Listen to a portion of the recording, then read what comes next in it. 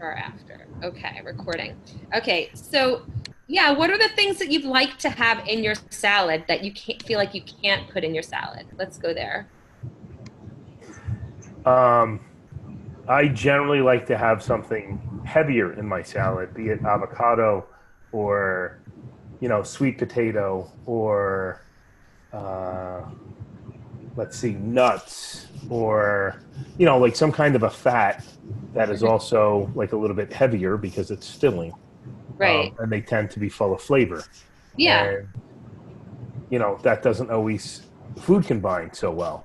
Well, Um, avocado would work really well at lunch, no issue, because your lunch is typically vegetarian, right? yes. Okay, so avocado works there.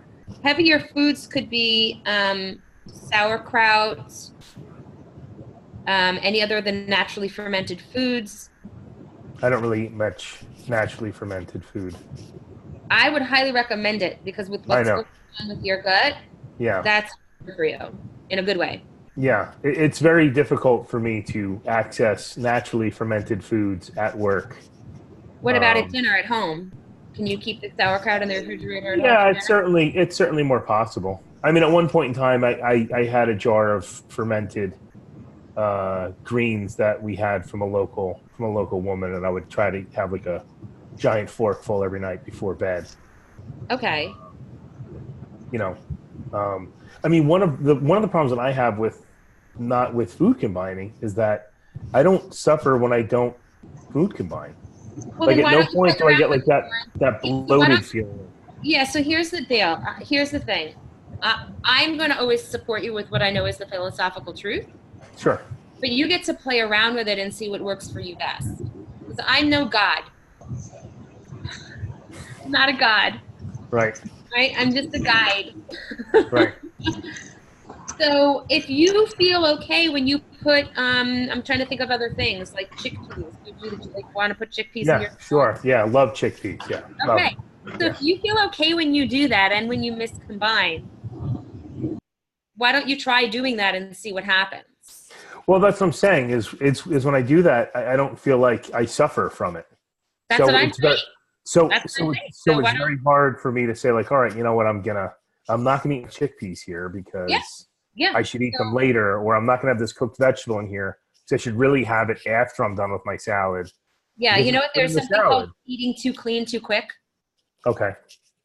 So if you're not feeling it when you eat it clean and you're not feeling it when you don't, the thing Right. is your body's probably not in a place where it's snobby enough to let you like be that pissed Okay. to piss you off that much. You Right. know, kind of like when I first got into this, I just kind of was like, Gil, tell me everything. But you know, when I work with people now, like I'm probably not going to go deep into like food combining of the fruit groups because it's just too insane. Yeah. People want to eat their oranges with their bananas, and when I tell them that they shouldn't, they're going to think I'm nuts. Right.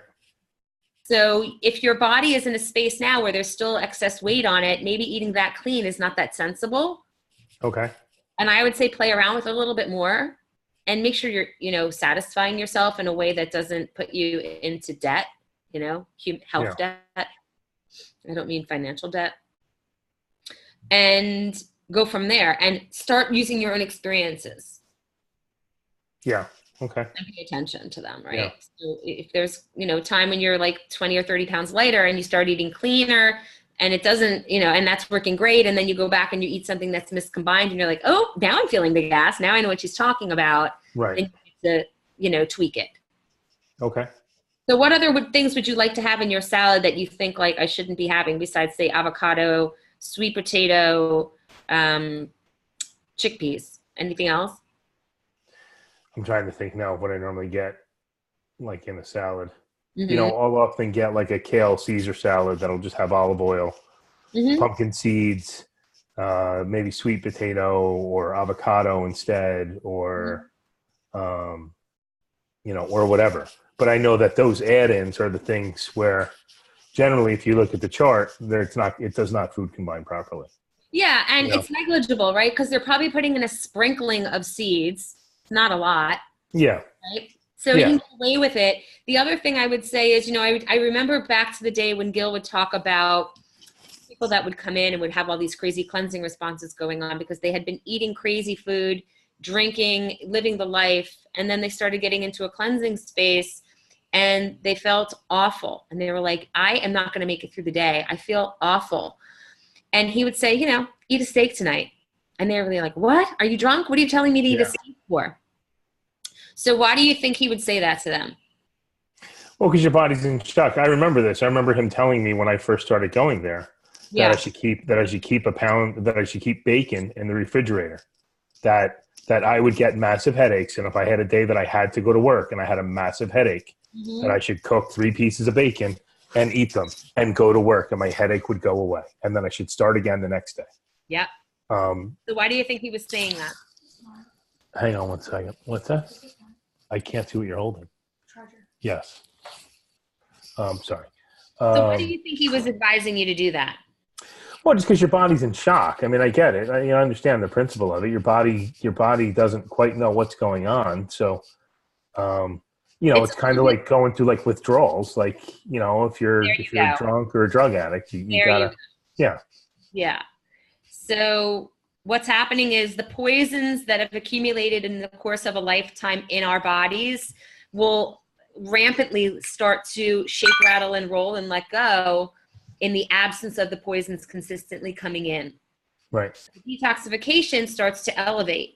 If it starts to elevate in a way where it's unmanageable and the bowels aren't keeping up with that, or there's just tons of radical poisons dumping into the bloodstream simultaneously, day on day on day, when you eat the bacon like that, and he's just suggesting a small amount to kind of trigger something, your body has to stop the cleansing response, right? And then, Cheryl, you can hear this. Your body has to stop the cleansing response to now deal with the new poisons that are coming in. Right. So, that's one of the reasons why I tell people transition. I spoke to someone today who went into some kind of crazy juice fast. She was having a radical fibromyalgia response in her body. Her legs, her entire body were in such pain. She couldn't walk. She had a cane. She's in her mid-40s. She couldn't sleep at night. She was rolling around in her bed because she just couldn't get comfortable. And then she told me she went into eating almost all raw foods and doing a juice fast, for weeks on end. Right. Without any colonics. So it's it got worse. And she had changed her diet for 5 months, going from eating very processed and fast foods to eating extremely clean and cooking everything at home and learning how to take care of herself with no transition. Right. And no colonics. So her body she was very overweight. She's probably 80 pounds overweight. So her body went into this massive dumping of poisons leaving the tissue, but she didn't have anywhere to go. She wasn't eliminating. She wasn't going to the bathroom frequently. So that's where that comes in. And I would even say to you, maybe 2 nights out of the week, you eat a little bit of a dirtier dinner, and elevate it, create a little weight, create a little heaviness to the meal and kind of schmutz it up a little bit, as we like to say. Right. And that could be like the day before a colonic, right? Because at least the next day it's going to sweep. Yeah. But it might trigger and it might open up the body a little bit more in a way where eating clean so consistently all the time for you right now is not so sensible. Okay. He's like, oh, what do I get to have? Yeah. Well, that's just what I was saying. So what would that meal consist of in your brain? Yeah, right. So when we break on the totem pole of logic. So what would be is there anything that you would love to eat that you're currently not eating because that it's just really off the charts? Oh, well, meat, but I'm not going back to any kind of red meat. Okay. I'm over it. I'm over it for the most part. But Okay. There's certainly occasion though where there's something and you go, man, that looks really, really tasty. So are you disinterested in having it on all levels, or just in your head that you shouldn't? No, I'm disinterested in that. I know myself, and once I have even a bite, I'm back. Okay, I need to. I am not good with moderation with anything in my life.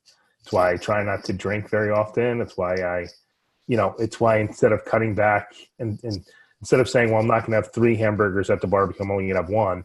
Instead, I say I'm just going to give up red meat because Okay. I have no self-control Okay. What about when it comes pizza? to that. Pizza, something Love you it. miss? Love pizza. Yeah. When's the last time you had pizza? Over the Christmas break, I had pizza. And how did it sit the next day in your body? It's okay. You I didn't feel don't. awful. You didn't have congestion. You didn't have like mucus. No, I had. Yeah, no, I definitely had congestion. My body was probably a little bit slower as far as moving waste than it was, but Okay. I certainly feel like I got it all out. I don't feel like it clogged me up. It Well, slowed I me got down. news for you. No, I know. I'm just saying though, like I didn't come out of it thinking, man, I can't eat that anymore. Okay. Well, then So that would be an option for you. okay. Okay.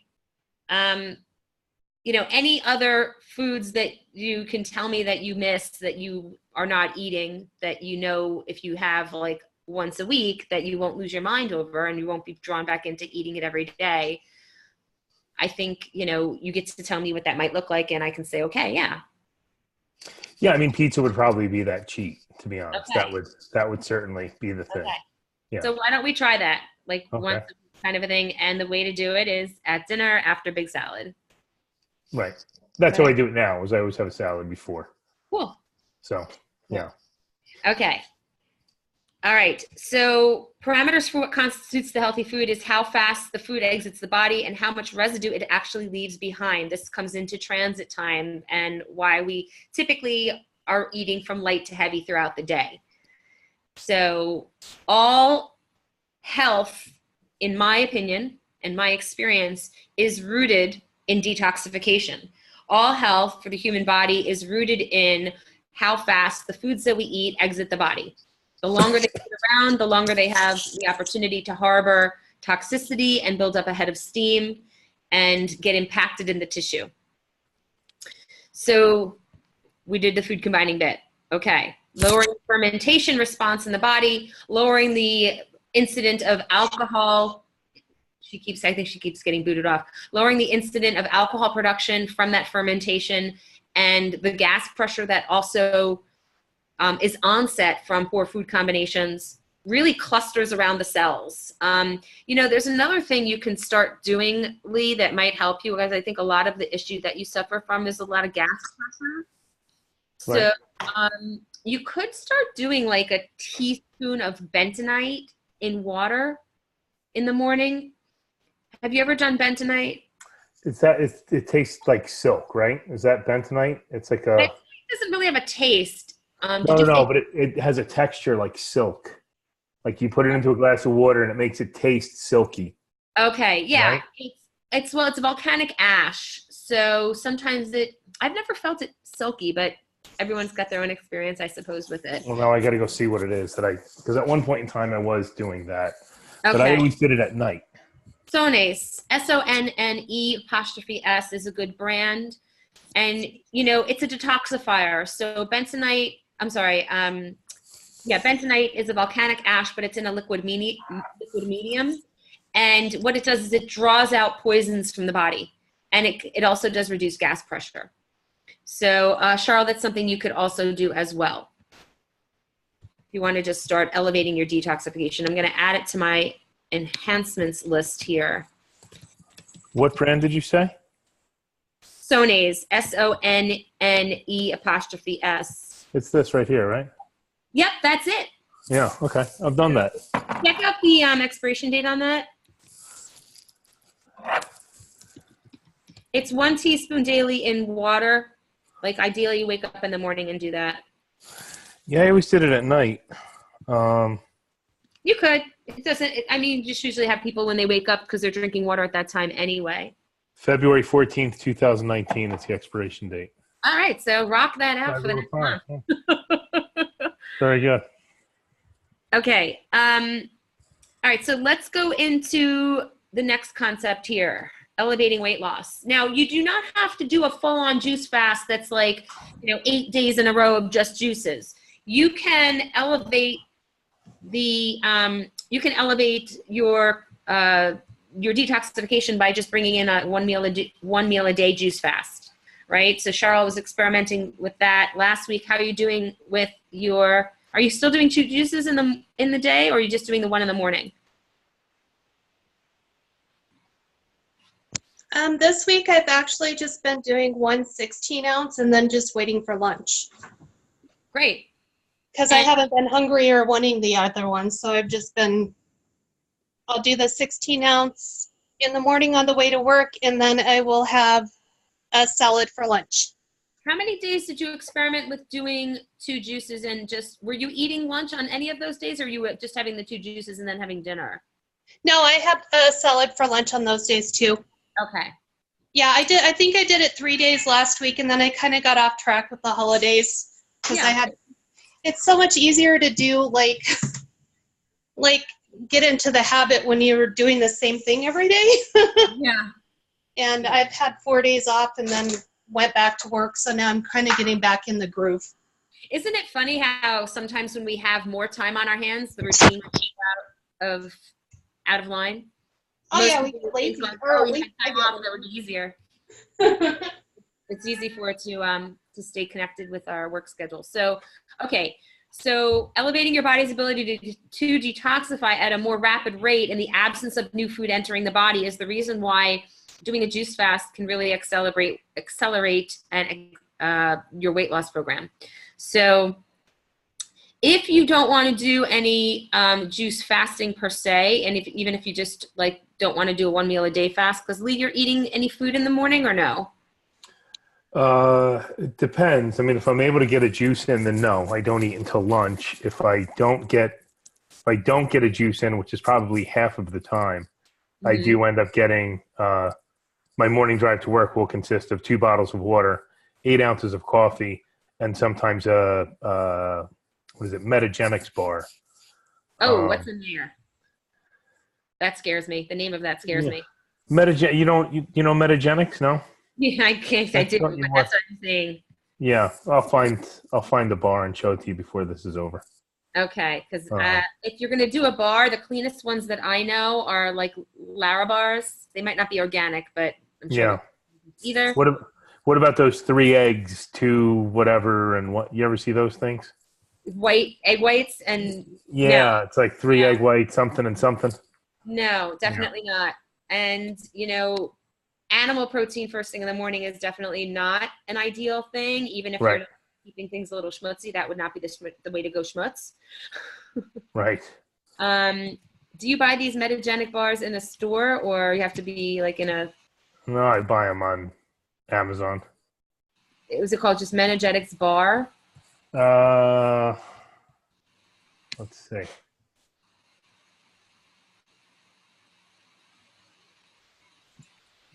They're not great, but they're not terrible. Do you have any in the house? You can I grab do. one. Okay, I do. I'm down to my last box though, and I don't plan on. I was not going to repurchase them. Good idea. But they do a great job of getting me till to 2 o'clock in the afternoon without. Well, there are other things that could get you to 2 o'clock in the afternoon. Yeah. Okay. I'm listening. That are healthier. So when you have that, you can let me know. So this is an interesting thing. Someone I know did radical juice feasting years ago. This was like a really big popular thing, juice feasting. People were going into these really long periods of time, 30, 60, 90 plus days of just juices. And this woman, who's a pretty famous woman, lost a boatload of weight. She had been obese. She lost a boatload of weight. And when she went back into eating, and she was eating healthy food, she was gaining weight. Now, of course, she'll gain a little bit back, but she was gaining weight, but then started gaining excess weight. So what happened was her metabolism shifted so much in the several months that she had been doing the juice feasting that when she went back to eating, she didn't need to eat as much as she was eating. So her body metabolically needed to be triggered. So she had to start working out more. Okay. And she was able to bring it back. But, we don't have to go into radical juice feasting or radical juice fasting for weeks or months on end. We can certainly bring it as an experiment to see, like, what is our connection to food and how much more can we get done in our day in the absence of focusing around all these meals? Right. So just be mindful that when you are going into a fast, there's transition into that. There's transition coming out of it, and then, creating homeostasis moving forward. And when you get to a point when the weather is a little bit warmer, you might want to venture in, and we can talk about that and do some more coaching around how to do that successfully. All right, fitness. We need to be moving and sweating. Need to be moving and sweating 20 to 30 minutes at least 4 days out of the week, because 4 is more than 7. And so cardiovascularly, that could be anything you choose. Jump roping is an easy one because you can do it in the house and you don't have to. That's a good one for you, Cheryl. It doesn't cost anything. A jump rope's pretty cheap. You don't have to be lying around on the floor. And hopefully you have high enough ceilings. But that one will definitely build up a sweat really quickly. I have a trampoline here, a jump rope here, and I sometimes use that when I'm traveling with work. So elliptical, treadmill, speed walking you can also do. It doesn't have to be a jog if you're not a runner. I am not a runner, but any kind of speed walking where you are throwing on your favorite podcast or your favorite playlist and you're going for a good 25, 30 minutes straight at a good speed. And if you do like to run, then more power to you. I was not built for it. Biking, can add biking to the list. It's not too cold there, or when it warms up. And for getting deeper into detoxification and being mindful and piecing out and meditating and relaxing the body. I know, Lee, you work very, very hard. You have 3 children, right? 3, not 4. Yeah. Mm-hmm. And, a lot of stresses. So some people have saunas in their home. Sauna is an amazing way to get deeper into the tissue. Infrared is the one I would recommend.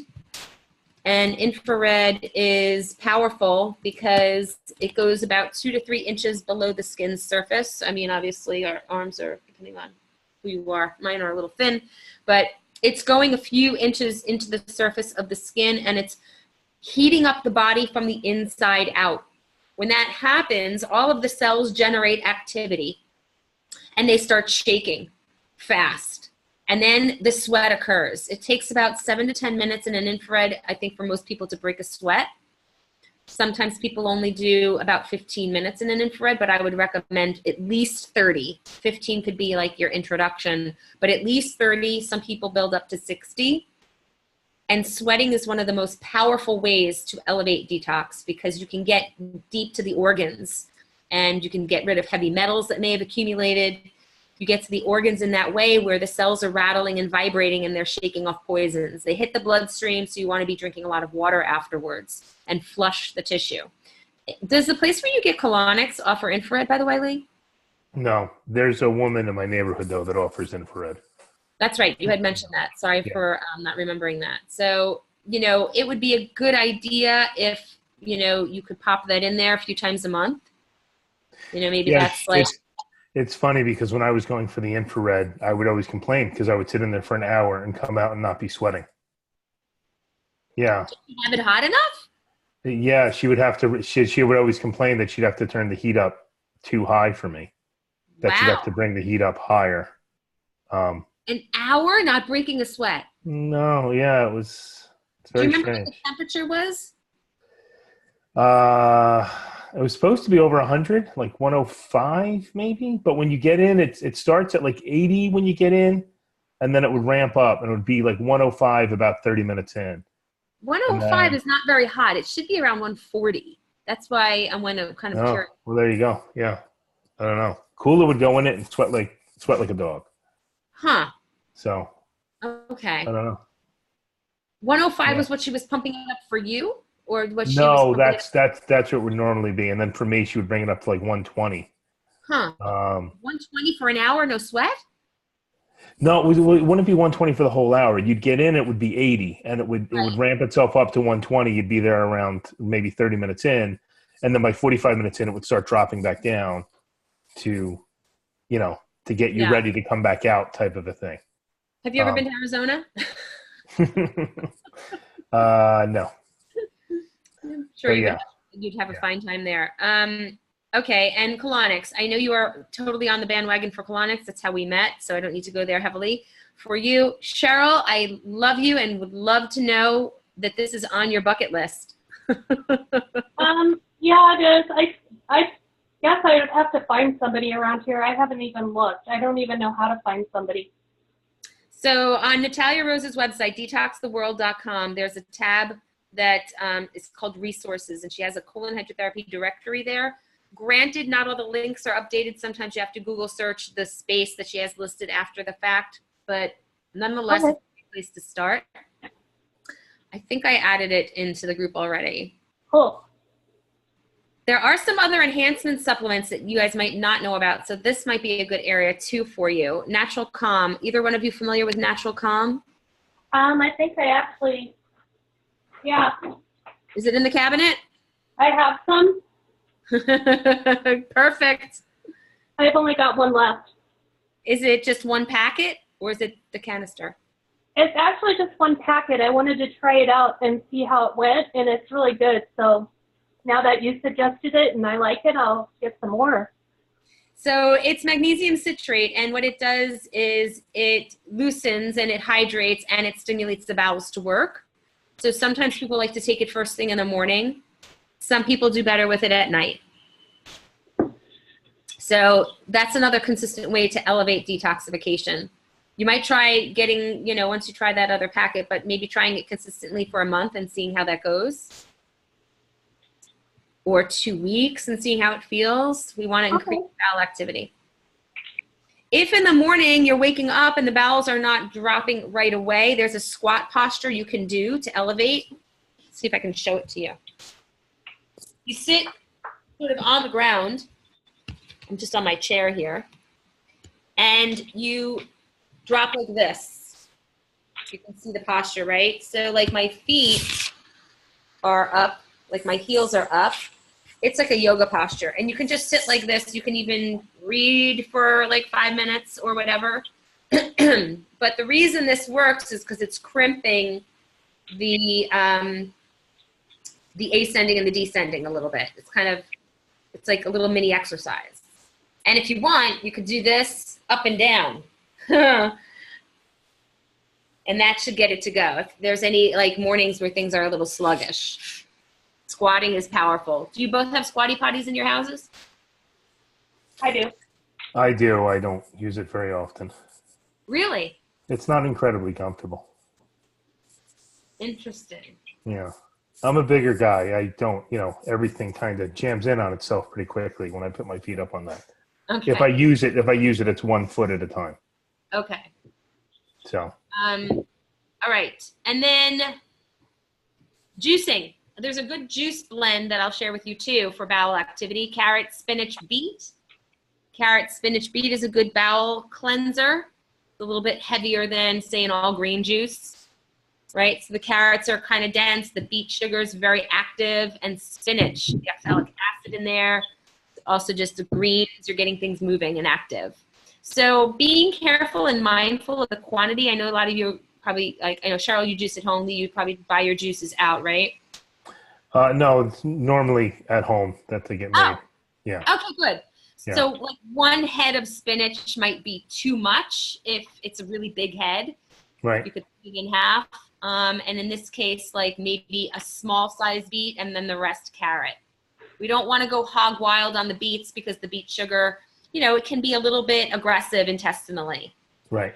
So, the carrots are not going to be so much, even though they're a sugary produce. They won't create a runny effect in the intestine.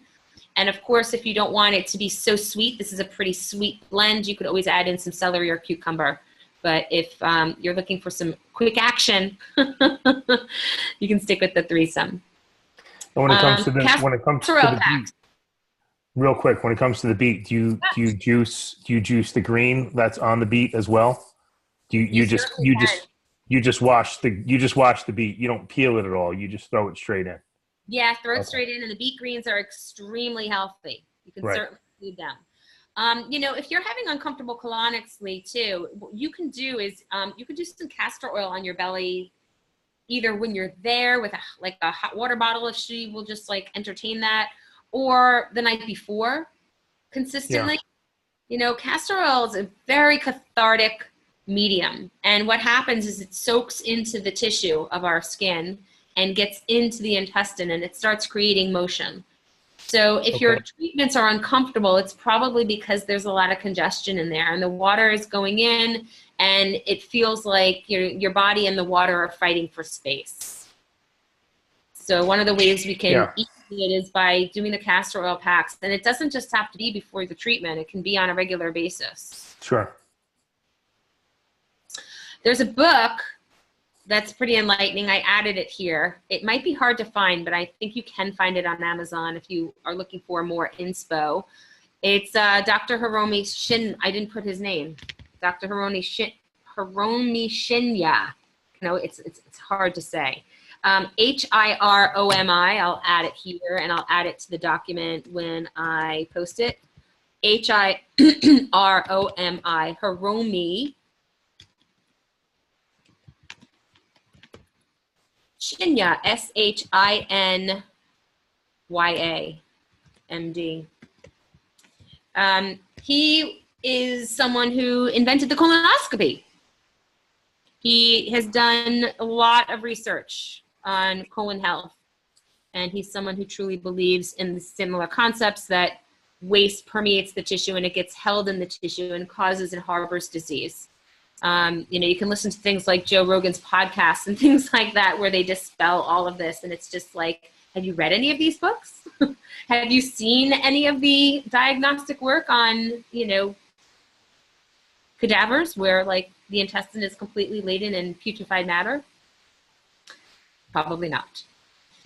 So, any other questions or any other curiosities about ways to elevate your weight loss? Or do you want to get a little bit more radical with it in the next month? Do you want any more tips right now? Like how can I support you in this moment? The thing that I know that I need to add in is the exercise, which I already have an appointment on Monday to go and join the local gym near work. So okay, awesome. Yeah. So I think that's my next step. And Cheryl's on the same page, so it's kind of cool. What would you like to declare? You're going to go there what day? The gym on Monday. On Monday. Okay. Yes. So I find that when we set our minds to something, but we make a declaration around it and say it out loud, we feel a little bit more responsible and sort of accountable. Okay. Do you want to create some kind of accountability around a commitment or a declaration, like how many times a week you're going to go there, what you're going to do, how much time, something like that? I would think I'll be there at least 3 times a week. Okay, so it's not what I think I'll do, but what do you want to declare? 3 times a week. Okay, so you're declaring that starting Monday, Yes. you will visit the gym 3 times a week. Yes. I love it. Okay, good. Not quite your 4 times a week that you're saying we have to do, but I think 3 times a week is very doable. I'm happy to meet you with your comfort level. Great. Because you know what 3 is? More than 2? More than 0. Cheryl, your gym has just recently opened too. So what is your declaration for this coming week? Well, my son and I are definitely going to go on Saturday and kind of tour the place and see what's going on in there. But I don't know if I can go next week because I have a very big deadline at work until the 10th. So it's kind of. You might have late nights? Yeah, it'll be late night. So. Is it open right now? What? It's open right now, right? Yeah, I think they soft opened this weekend. So this last weekend. Huh? Are you working through the weekend too? Probably not. That's why I'm going to go on Saturday with my son. But I've never even been there, so I don't even know what they have, what I want to do. Well, go prepared. I will challenge you. I want you to go prepared on the weekend. You've got 2 days that you could get in before your heavy workload week. Ooh. Okay, I've got to start out small because I am way out of shape. Yeah, I'm not saying to run a marathon. We're not saying to run a marathon. You could do whatever you want. You could take a yoga class and go at your own pace. You could get on a treadmill and go at a low speed, but put on a little bit of an incline. Okay. You could do whatever you want. I'm just encouraging you to get there and to get the 2 days in on the weekend to ramp up some speed. Because if you could do those 2 days and there's one day within the next 5 you could get there, even with the workload you have, I'm just wondering if that might be feasible. It looks like it might be because I think they have a yoga class at 7 o'clock. Okay, keep So your mind from open 7 to to 8. possibilities then. I love that. I just want to go in and make sure that's what's actually happening, being that they just opened up. Okay, great. I'll hold you to that. I'll hold you accountable to that. And there's a Segway challenge I posted on January 3rd. I tried to keep it really fun. And it was starchless for 7 days. It's what? You go starchless for 7 days. Oh, okay. And you don't have to do all of it. You can pick, but I gave you the challenge of 7 days going starchless and adding in a new fruit daily that you've never tried before. I gave you some suggestions, posted some pictures so that you feel a little bit more fun around the activities of taking care of yourself. Having your juice in the morning, waiting an hour, and then having a fruit you've never had before, or maybe you haven't had in a long, long time. Where do you have this listed? Under events? Where is it? January 3rd was the post. Oh, so it's just a post. Segway challenge. If you do in the search bar, if you go in the search bar, it's called Segway challenge. I also posted the recipe for the wild rice, which is a grass, which is one of the ways to go starchless.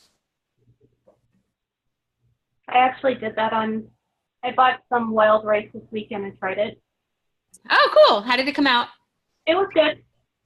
And I gave coconut wraps as another option instead of having bread.